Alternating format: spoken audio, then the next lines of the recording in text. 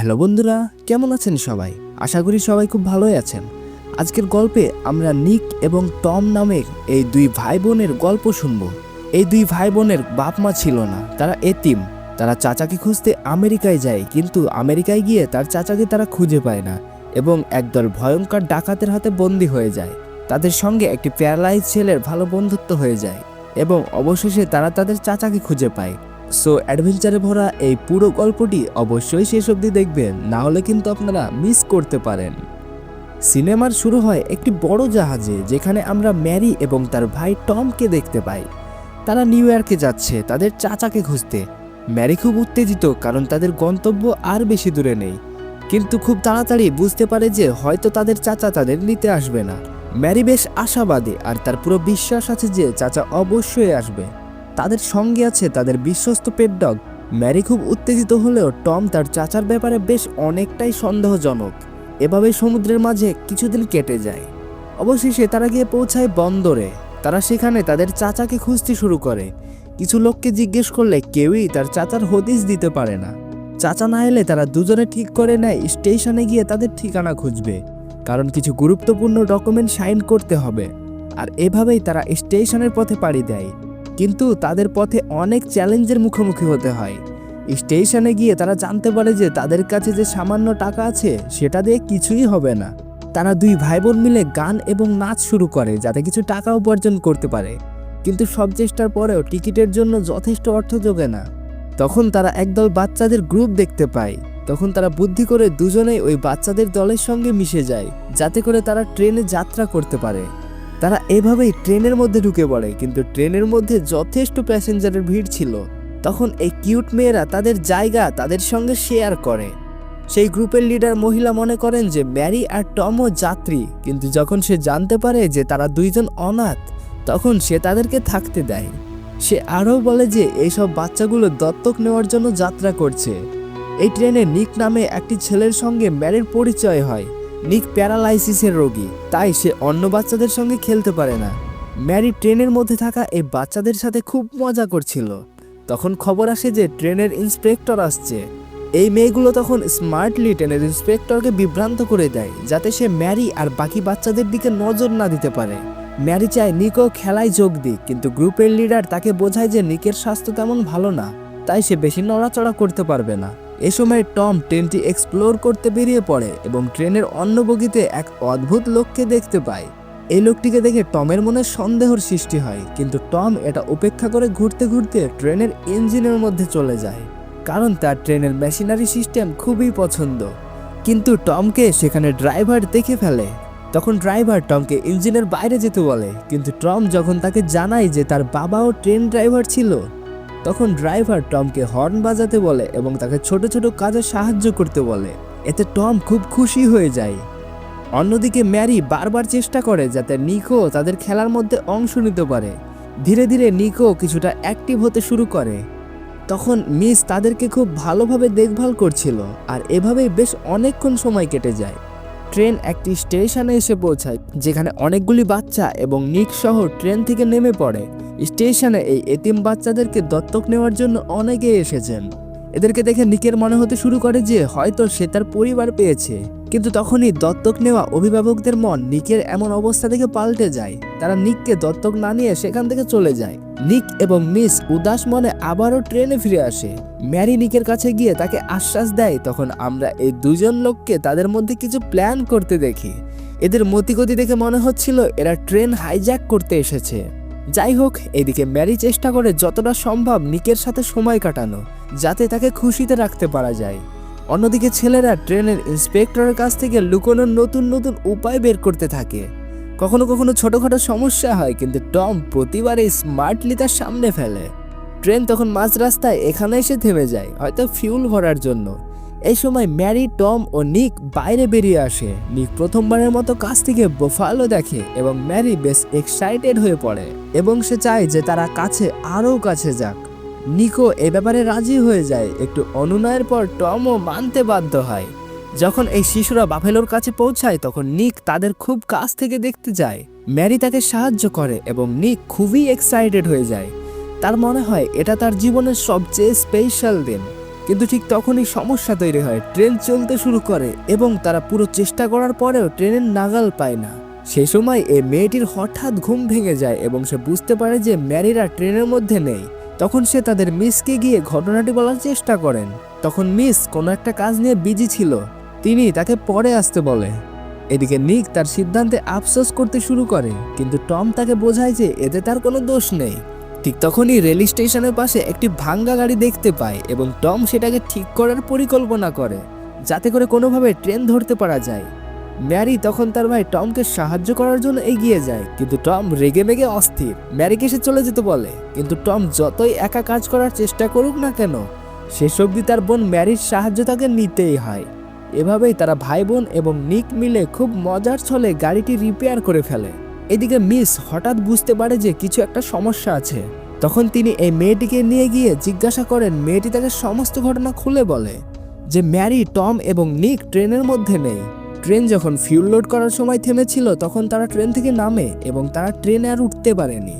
তখন মিস ড্রাইভারকে ট্রেন থামানোর কথা বলতেই যাবে, তখনই হঠাৎ একদল ডাকাত ট্রেনের ওপর ফায়ার করে, আর ট্রেনের ভেতরে থাকা এই বদমাশ লোকটি এসে তাদের সবাইকে বন্দি করে ফেলে। অন্যদিকে ম্যারিরা আনন্দের সাথে তাদের বানানো এই গাড়িতে করে প্রকৃতির এমন সুন্দর পরিবেশকে উপভোগ করতে করতে যাত্রা করছিল। তারা এইভাবেই এই জায়গায় চলে আসে। সামনে এই ট্রেনটি দেখতে পায়, যে ট্রেন ধরার জন্যই তারা এত কষ্ট করছে। তারা খুব এক্সাইটেড হয়ে ট্রেনের কাছাকাছি যায়, কিন্তু গিয়ে দেখে ট্রেনের মধ্যে কোনো প্যাসেঞ্জারই নেই। টম তখন ট্রেনের মধ্যে গাঁথা এই তীর দেখে বুঝতে পারে কোনো বদমাশ ডাকাত এই ট্রেনটি হাইজ্যাক করেছে। এরপর তারা কিছু জরুরি জিনিস নিয়ে সেখান থেকে চলে যায় এবং ক্যাম্পিং করার সিদ্ধান্ত নেয়। রাতে হঠাৎ ম্যারি ঘুম থেকে উঠে দেখে তাদের ক্যাম্পের চারপাশে ভয়ঙ্কর শিয়ালের দল ঘিরে ফেলেছে। তারা এতটাই হিংস্র ছিল যে তাদের সঙ্গে পেরোটা কঠিন হয়ে পড়ে, কিন্তু টম খুব চতুরতার সাথে তাদের মনোযোগ অন্যদিকে ফেরাতে সক্ষম হয় এবং বাকি সবাইকে গাড়িতে উঠতে বলে। এমনকি তাদের কুকুরও পরিস্থিতিকে সামলানোর চেষ্টা করে। শেষমেশ সবাই নিরাপদে গাড়িতে উঠে পড়ে, কিন্তু এরপরেও তারা নিরাপদ ছিল না। এই শিয়ালের দলের মধ্যে থেকে একটি হিংস্র শিয়াল গাড়িতে উঠে আসে এবং টমের পায়ে কামড় বসিয়ে দেয়। শিয়ালটি টমের দিকে এগিয়ে যেতে লাগে, তখন নিক তার দৃষ্টি আকর্ষণ করায় সে নিকের দিকে ধাবিত হয়। এদিকে গাড়িটি খুব দ্রুত গতিতে চলছিল। এমন সময় এই লোহার রডের আঘাতে শিয়ালটি আহত হয়ে নিচে পড়ে যায়। তারা সবাই বেশ স্ট্রাগলের পর এই হিংস্র শিয়ালদের হাত থেকে পালিয়ে যায়। এরপর তাদের যাত্রায় পানি শেষ হয়ে যায় এবং তারা থেমে পানি খুঁজতে থাকে। এই সময় টমের পায়ের চোট বেড়ে যায়, সে ঠিকমতো হাঁটতে পারছিল না। তখন তার বোন ম্যারি তাকে সাহায্য করতে এগিয়ে আসে, কিন্তু ঠিক তখনই একটি স্থানীয় আদিবাসী গোষ্ঠী সেখানে এসে সবাইকে বন্দি করে ফেলে।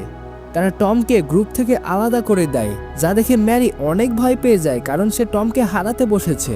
তারপর গোষ্ঠীর প্রধান আসে। ম্যারি তার সাথে কথা বলার চেষ্টা করে এবং তার ভাষা নকল করে তাকে সমস্ত বিষয়টি বোঝানোর চেষ্টা করে। ম্যারি ভাবছিল যে প্রধান তাদের ভাষা বুঝতেই পারবে না, কিন্তু তাকে চমকে দিয়ে গোষ্ঠীর প্রধানও তার সঙ্গে স্প্যানিশ ভাষায় কথা বলা শুরু করে। সে বোঝাতে চাইছিল যে তারা খারাপ মানুষ নয়। তখন তারা টমকে সেখানে নিয়ে আসে এবং তারা টমের চিকিৎসাও করে, এবং টম জানতে পারে এই উপজাতির লোকেরা ডাকাতদের বাধা দেওয়ার চেষ্টা করে, যেটা তারা প্রতিনিয়তই করে থাকে, কিন্তু তারা সফল হচ্ছিল না। যাই হোক, ট্রাইবের নেতা টমদেরকে তাদের সঙ্গে থাকার অনুমতি দেয়। এই সময় টম পুরোপুরি সুস্থ হয়ে ওঠে এবং ট্রাইবের নেতার নাতনি রেড মুনের সঙ্গে তার খুব ভালো বন্ধুত্বও হয়ে যায়। রাতে সবাই ক্যাম্পফায়ারের পাশে বসে তাদের ট্র্যাডিশনাল নাচের আনন্দ নেয়। ম্যারি নিককে ড্রামের বিট ধরতে সাহায্য করে এবং তাদের বন্ধন আরও বেশি শক্তিশালী হয়ে যায়। হ্যাঁ, সে নিজেকে কল্পনা করতে করতে হারিয়ে যায় যে সে ম্যারির সঙ্গে নাচছে। পরের সকালে রেডমুন তাদের কমিউনিটির বিশেষ বিষয়গুলো এবং ঐতিহ্যগত জিনিসগুলো উপভোগ করাতে সাহায্য করে। এই সময় পরিষ্কার হয়ে যায় যে টম রেডমুনের ওপর আগ্রহী হতে শুরু করেছে। সে সব সময় তার সঙ্গে সময় কাটানোর জন্য অজুহাত খুঁজতে থাকে। তারা সবাই রেডমুন ও গ্রামবাসীদের সঙ্গে খুব মজা করে সময় কাটাচ্ছিল এবং তাদের ট্র্যাডিশনাল ফলো করে তারা খুবই আনন্দিত। কিছুদিনের মধ্যে টমের স্বাস্থ্যে অনেক উন্নতি হয়। ট্রাইব প্রধান সিদ্ধান্ত নেয় যে এখন তাদের আবারও শহরের লোকেদের কাছে ফিরিয়ে দেওয়া উচিত। গোষ্ঠীর প্রধান তখন টম এবং ম্যারিদেরকে তাদের লোকেদের কাছে ফিরিয়ে দেওয়ার জন্য রওনা দেয়। গ্রাম প্রধান নিককে একটি বাঁশি দেয়, যা বিপদের সময় সাহায্য চাইবার কাজে লাগতে পারে, কিন্তু পথে তাদের মুখোমুখি হতে হয় এক বদমাশ লোকেদের সামনে। ম্যারিরা এদেরকে ট্রেনে দেখেছে, তাই তারা তাদেরকে নিজের লোক ভাবছিল, কিন্তু এই বদমাশ লোকগুলো সবাইকে ঠকিয়ে নিয়ে যায় এবং একটি খনিতে পৌঁছে দেয়, যেখানে বন্দি মানুষগুলোকে জোর করে কাজ করতে বাধ্য করা হয়। ম্যারিদেরকে পানি বহন করার কাজ দেওয়া হয়। সেখানে তাদের সঙ্গে দেখা হয় সেই মহিলার যে আগে শিশুদের গ্রুপের দেখভাল করত। তাকে দেখে তিনি খুব খুশি হন, কিন্তু ঠিক তখনই টম পড়ে যায় আর এই বদমাশ লোকটি টমকে মারার জন্য এগিয়ে আসে। মিস তখন টমকে বাঁচানোর জন্য এগিয়ে যায়। লোকটি কোনো দিকে কর্ণপাত না করে তার চাবুক চালায়। তখন সৌভাগ্যবশত এই লোকটি এখানে আসে এবং ঠিক সময় উপস্থিত হয়ে মিসকে বাঁচিয়ে নেয়। লোকটি টমদেরকে তো বাঁচিয়ে ফেলেছে, কিন্তু তখন এই বদমাশ লোকগুলি আরও রেগে গিয়ে ওই লোকটিকে কারাগারে বন্দি করে ফেলে। তারপর সবাইকে আবারও কাজে লাগিয়ে দেওয়া হয়। ডিনারের সময় সবাই খনি থেকে পালানোর প্ল্যান করছিল। এইদিকে এই লোকটি এবং মিসের মধ্যে ভালো বন্ধুত্ব তৈরি হতে শুরু করে। পরের দিন যখন কাজ আবার শুরু হয় তখন সবাই একসঙ্গে পাথর কাটার কাজ করছিল। তখন এই লোকটিও কাজ করছিল, কিন্তু হঠাৎ পাহাড়ের ওপর থেকে একটি বিশাল বড় পাথর তার দিকে এগিয়ে আসে। আর তৎক্ষণাৎ মিস দৌড়ে গিয়ে তাকে এই পাথরের তলায় চাপা পড়ার হাত থেকে বাঁচায়। তখন খনির আরও সব লোকজন মিলে এদের দুজনকে নিয়ে খিল্লি করতে থাকে। এদিকে ম্যারিরা খনির মধ্যে পানি বিতরণের কাজ করতে লাগে। তখন এই লোকটি এসে তাদেরকে খনির ওপরে টাওয়ারে পানি পাঠানোর জন্য বলে। এটা তাদের জন্য খুব কঠিন হয়ে যায়। তখন এই লোকটি এসে তাদেরকে সাহায্য করে এবং সে নিককে দেখভাল করার কাজে লেগে পড়ে। অন্যদিকে গ্যাংস্টার দলের নেতা খনির সোনার পরীক্ষা করে এবং এত কম সোনা দেখে রাগে সে তার দলের লোকেদের বকাবকি করতে লাগে। তখনই লোকটি বলে, এখানে আর বেশি পরিমাণ সোনা বেঁচে নেই, তাই আমাদের এখান থেকে সরে পড়াই ভালো। তখন তারা প্ল্যান করছিল যে সমস্ত লোকেদেরকে মেরে ফেলবে এবং দুদিনের মধ্যে এই খনি বন্ধ করে দিয়ে এখান থেকে চলে যাবে, যাতে কোনো সাক্ষী থাকবে না। কিন্তু তখনই ম্যারি এবং টম টাওয়ারে জল দিতে গিয়ে তাদের প্ল্যান শুনে ফেলে। এই কথা শুনে গিয়ে তারা বাকি সবাইকে ঘটনাটি খুলে বলে। তখন তারা সবাই মিলে খনি থেকে পালানোর পরিকল্পনা করে। তখন তাদের মনে পড়ে ট্রাইবের দেওয়া ওই জরুরি বাঁশিটি, যেটা তাদের কাজে লাগতে পারে। রাতের বেলা সবাই পালানোর প্ল্যান নিয়ে কাজ করতে শুরু করে। ম্যারি ঘুমোতে পারে না, তাই টম তাকে তার বাবার গাওয়া গান শোনায়।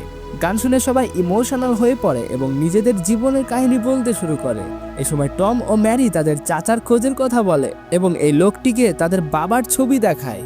ছবি দেখে এই লোকটি শকড হয়ে যায়, কারণ ছবিতে সে তার ভাইয়ের সাথে রয়েছে। এটা দেখে লোকটি বুঝতে পারে তিনিই হলেন টম এবং মেরির চাচা। সে বলে, তোমাদের নিতে আমি বন্দরে যাচ্ছিলাম, কিন্তু পথে ডাকাতরা আমাদের ট্রেন লুট করে এবং আমাকে এই খনিতে কাজ করতে বাধ্য করে। তখন ম্যারি এবং টম তাদের হারানো চাচাকে খুঁজে পেয়ে অনেক খুশি। পরের দিন সবাই প্ল্যান করতে শুরু করে কিভাবে এই খনি থেকে বেরোনো যায়। বাচ্চারা এই ফলগুলোকে পানির সঙ্গে মিশিয়ে একটি জুস তৈরি করে ফেলে।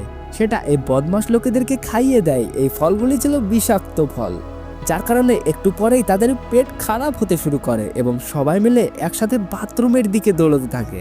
ঠিক তখনই ময়দান ফাঁকা দেখে আঙ্কেল লাইন টমদেরকে পালাতে সাহায্য করে। তারা খনির এই গাড়ির মাধ্যমে চুপচাপ পালানোর চেষ্টা করছিল, আর এইদিকে আঙ্কেল নাইন গ্যাংস্টার বসের নজর টমদের থেকে আলাদা করছিল। কিন্তু তিনি বুঝতে পেরে যায় যে বাচ্চাগুলো পালিয়ে যাচ্ছে। সে তৎক্ষণাৎ তাদেরকে ধরার জন্য লোক পাঠিয়ে দেয় এবং তখনই শুরু হয় এক প্রপার চেজ। কিছুক্ষণ এভাবে চেজ করার পর বদমাশ লোকগুলো তাদের প্রায় কাছাকাছি চলে এসেছে, কিন্তু হঠাৎ আঙ্কেল নাইন সেখানটায় এসে পড়ে এবং তাদেরকে কনফিউজ করতে শুরু করে। এদিকে বাচ্চারা সেখান থেকে নিরাপদে পালিয়ে যায়। তারা ট্রাইব প্রধানের দেওয়া হুইসেল বা বাঁশি বাজাতে শুরু করে, যাতে উপজাতির লোকেরা তাদের সাহায্য করতে পারে। এদিকে এই বদমাশ লোকেরা আঙ্কেল নাইনকে বন্দি করে ফেলে। যাই হোক, এদিকে চড়া রোদের মধ্যে দিয়ে হাঁটতে হাঁটতে ম্যারি এবং টম ক্লান্ত হয়ে পড়ে। তখন তারা রেস্ট নেওয়ার জন্য ঠিক করে, কিন্তু তখনই সে সামনে তাদের বিশ্বস্ত কুকুরকে ফিরে আসতে দেখে এবং সে সঙ্গে পুলিশকেও নিয়ে আসে। কিন্তু তখনই এই দিক থেকে উপজাতির লোকেরাও চলে আসে।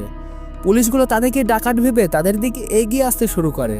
তখন গন্ডগোল বুঝে ম্যারি এবং টম পুলিশ ইন্সপেক্টরকে সবকিছু বুঝিয়ে বলে যে এরা আমাদের শত্রু না, এনারাই আমাদেরকে বাঁচিয়েছিল। তখন টম পুলিশ প্রধান এবং উপজাতির সর্দার মিলে প্ল্যান করছিল কিভাবে এই বদমাশ ডাকাতদের ধরা যায় এবং প্ল্যান অনুযায়ী তারা খনির দিকে এগোতে থাকে। উপজাতির লোকেরা চুপচাপ খনির ভেতরে ঢুকে দরজা খোলার চেষ্টা করে, কিন্তু তখনই এই লোকটি বুঝে যায় এবং ফায়ার করে দলের লোকেদেরকে অ্যালার্ট করে দেয় এবং শুরু হয়ে যায় বিশাল বড় যুদ্ধ। একদিকে অগ্নেয়াস্ত্র ভার্সেস উপস্থিত বুদ্ধি, অন্যদিকে টম এবং ম্যারি বন্দীদের খুঁজছিল। তারা খুঁজতে খুঁজতে পৌঁছে যায় সেখানে, কিন্তু তাদের মুক্ত করতে চাবির প্রয়োজন। চাবিটি ছিল এই মহাশয়ের কাছে। তারা চাবি ছিনতাই করার চেষ্টা করে, কিন্তু ওটা অত সহজ ছিল না। তখন রেডমুনের স্মার্টনেস কাজে লাগে আর সে চাবি পেয়ে যায়। সব বন্দীদেরকে মুক্তি দেওয়া হয়।